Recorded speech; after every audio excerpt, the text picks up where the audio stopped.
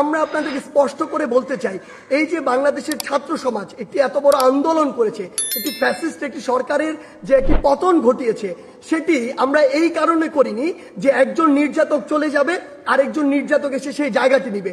এটি আমরা আমাদের জায়গা থেকে কোনোদিনও মানব না। বরং এই যে নির্যাতনের যে প্রসেসটি রয়েছে। আসসালামু আলাইকুম বন্ধুরা, আশা করি সবাই ভালো আছেন। আল্লাহর অশেষ রহমতে আমিও ভালো আছি। শুরুতে যে ভিডিওটি দেখলেন, আজকের ভিডিওটি খুবই গুরুত্বপূর্ণ। আশা করি শুরু থেকে শেষ পর্যন্ত আমাদের সাথেই থাকবেন। 16 বছর শাসন করেছেন আওয়ামী লীগ সরকার। এই দীর্ঘ শাসনের পরে তাদের শাসনত্ব শেষ হলো এবং ক্ষমতা থেকে পদত্যাগ করে শেখ হাসিনা বিদেশে চলে গেলেন। বৈষম্য বিরোধী ছাত্র আন্দোলন, তারা যে আন্দোলন করেছেন সেই আন্দোলন সফল হয়েছে এবং দেশবাসী সারা দেশে মানুষ কিন্তু আনন্দের জোয়ার নেমে এসেছে, যেটা ইতিমধ্যে আপনারা দেখেছেন। আনন্দের পাশাপাশি সারা দেশে কিন্তু একটি মহল ধ্বংসযজ্ঞ চালিয়েছেন, বিভিন্ন স্থাপনায় হামলা করেছেন এবং বিভিন্ন মানুষের ঘরবাড়ি জ্বালিয়ে দিয়েছেন। এই যে সহিংসতার ব্যাপারে এবার কথা বলেছেন, লাইভে এসে সরাসরি কথা বলেছেন বৈষম্য বিরোধী ছাত্র আন্দোলনের সমন্বয়ক সার্জিস আলম। তিনি বলেছেন যে আমরা একজন স্বৈরাচারের পতন ঘটিয়েছি, অবশ্যই আমরা চাইব না যে আরেকজন স্বৈরাচার আবার ক্ষমতায় বসুক। তো আরো এই যে সহিংসতা হয়েছে এই ব্যাপারে দেশবাসীর জন্য গুরুত্বপূর্ণ একটি ভিডিও বার্তা তিনি দিয়েছেন। তো বন্ধুরা, চলুন আমরা তার ভিডিও বার্তাটি দেখে আসি। এখন দুটি গুরুত্বপূর্ণ বিষয় নিয়ে আপনাদের সামনে কথা বলতে চাই।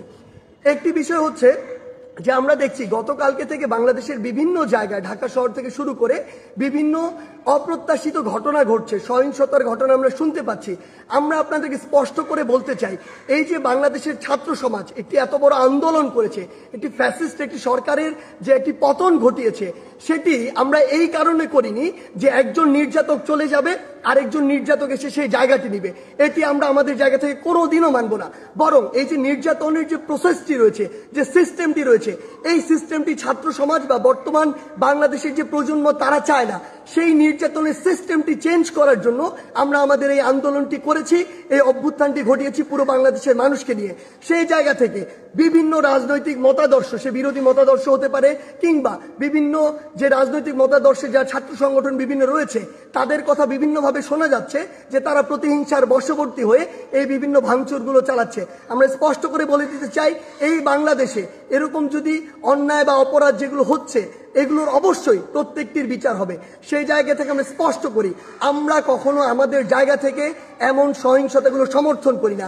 একটি দল 15-16 বছর ধরে বাংলাদেশে এই একটি রেজিম চালিয়েছে, একটি যে স্বৈরাচারী ব্যবস্থা চালিয়েছে, আবার কেউ এসে যদি এটি চালায়, তাহলে আসলে পরিবর্তনটা হলো কি, লাভটি হলো কি? আমাদের প্রত্যাশার সাথে এটা কোনোদিন প্রাসঙ্গিক হয়? কখনো হয় না। তাই আমাদেরকে এটা আমাদের কাজের মাধ্যমে প্রকাশ করতে হবে যে আমরা যে বাংলাদেশের স্বপ্ন দেখি সেটি আসলে আমরা সত্যি করতে চাই। আরেকটি স্পষ্ট করে কথা বলতে চাই, সেটি হচ্ছে যে আমাদের যে সংখ্যালঘু ভাই বোনেরা রয়েছে, তাদের বিভিন্ন ধর্মীয় উপাসনালয় রয়েছে, সেগুলোতে অনেকেই চক্রান্ত করে আঘাত করার চেষ্টা করছে, অনেকে প্রোপাগান্ডা ছড়াচ্ছে, যা হচ্ছে না তাও বলছে। সেই জায়গা থেকে আমাদের সকলকে, সকল ধর্মের বর্ণের সকলকে এই দায়িত্ব নিতে হবে যে আমাদের যে ভাই বোনেরা এটি শিকার হচ্ছে, তাদেরকে আমাদের প্রোটেক্ট করতে হবে। একটি জিনিস মনে রাখবেন, 1971 যখন বাংলাদেশ স্বাধীন হয়েছিল, কোনো নির্দিষ্ট ধর্মের মানুষের কারণে স্বাধীন হয়নি। এই বাংলাদেশ একটি অসাম্প্রদায়িক দেশ এবং এখানে সকল ধর্মের মানুষের এই যে প্রচেষ্টার ফলে বাংলাদেশ আজকে এই পর্যায়ে, কিংবা আজকে 2024 সালে দাঁড়িয়ে যে অভ্যুত্থানটি বাংলাদেশে ঘটেছে, যে স্বৈরাচারের পতনটি ঘটেছে, সেটি কোনো একটি নির্দিষ্ট ধর্মের মানুষের কারণে ঘটেনি। সেটি পুরো বাংলাদেশে বিভিন্ন ধর্মের, মতাদর্শের, বর্ণের গোষ্ঠী যারা রয়েছে, সকলের সম্মিলিত প্রচেষ্টায় ঘটেছে। সেই জায়গা থেকে আমি আপনাদেরকে স্পষ্ট করে জানিয়ে দিতে চাই, যারা এই কাজগুলো করছে অবশ্যই তাদেরকেও বিচারের আওতায় আনা হবে। কিন্তু আমাদের দায়িত্ব হচ্ছে, আমরা আমার জায়গা থেকে আমাদের আশেপাশে বিভিন্ন সংখ্যালঘু ভাই বোনদের যদি কোনো বাড়িঘর কিংবা ধর্মীয় উপাসনালয় থাকে, আমরা নিজেরা গিয়ে সেগুলোকে প্রোটেক্ট করব। সেই দায়িত্বটি আমাদের। কারণ আমাদের আসলে স্বাধীনতার এখনো শুধুমাত্র একটি প্রাথমিক বিজয় হয়েছে, চূড়ান্ত ধাপে আমরা যাইনি। এটি ভুলণ্ঠিত করার জন্য অসংখ্য দেশের বাইরের অপশক্তি তাদের সর্বোচ্চটুকু দিয়ে চেষ্টা করছে। কিন্তু আমরা যদি এই অপকর্মগুলো প্রশ্রয় দেই, হতে দেই, তাহলে আমাদের এই যে স্বাধীনতার যে চূড়ান্ত বিজয় সেটি কিন্তু অনেক কঠিন হয়ে যাবে। সেই জায়গা থেকে সকলের কাছে অনুরোধ যে আমাদের সকল ভাই বোন যারা এই অত্যাচারের শিকার হচ্ছে সেগুলোর আপনার পাশে গিয়ে দাঁড়ান, সেগুলোর প্রতিবাদ জানান, এবং কেউ যদি কোনো রাজনৈতিক উদ্দেশ্যে প্রতিহিংসার বশবর্তী হয়ে কিংবা অন্য কোনো মতাদর্শ এই চিন্তা করে এসব হামলা চালায়, অবশ্যই এই বাংলাদেশে সেগুলোর বিচার হবে। আপনারা সবাই সবার জায়গায় সচেষ্ট থাকুন যতক্ষণ না পর্যন্ত এই বাংলাদেশে জনগণের ভোটে, জনগণের দ্বারা নির্বাচিত একটি সরকার না প্রতিষ্ঠিত হচ্ছে। ধন্যবাদ।